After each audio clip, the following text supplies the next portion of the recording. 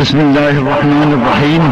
الذين كذبوا بآياتنا واستكبروا عنها لا تفتح لهم أبواب السماء ولا يدخلون الجنة حتى يلج الجمل في سم الخياط وكذلك نجزي المجرمين لهم من جهنم مهاد ومن فوقهم غواش وكذلك نجزي الظالمين. والذين آمنوا وعملوا الصالحات لا نكلف نفسا إلا وسعها أولئك أصحاب الجنة هم فيها خالدون.